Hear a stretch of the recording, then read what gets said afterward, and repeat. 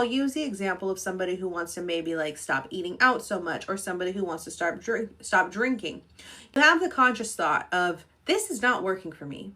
I don't like this habit anymore. It's not fulfilling to my life. It no longer works, right? But then what happens is you have the conscious thought, but the subconscious mind still has the older beliefs. The subconscious mind still has the beliefs of why these habits were working for you, why food was a comfort, why alcohol was a comfort, things like that. Well, the ego's job is to enforce the beliefs of the subconscious. So the subconscious is still on this belief level of, no, this is fine, this is working for us. But now the conscious mind is in a different space, because the conscious mind is like also see what's going on and has more of a current memory, whereas the subconscious mind has like a lifelong memory.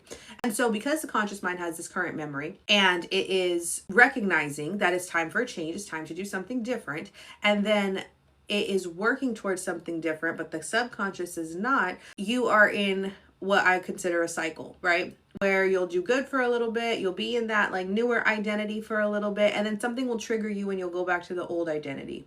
And then again, you'll be in that new identity for a bit, and then something will trigger you and you'll be back in the old identity.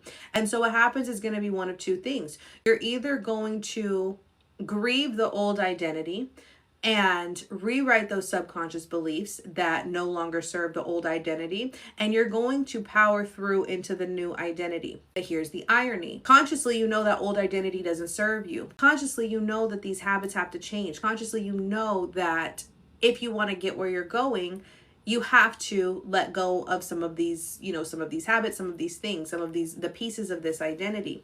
Consciously, you know that. But because it has been a comfortable chaos for so long, even though you know that, you're more comfortable in the chaos of it all because you haven't rewritten the underlying beliefs that are keeping you there.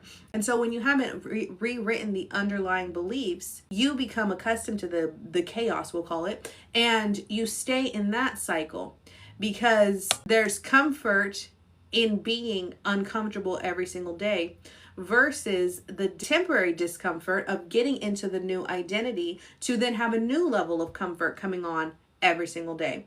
And so this is a time when you have to really learn what is going on in the subconscious mind so that you can learn, so that you know what beliefs you need to reshape.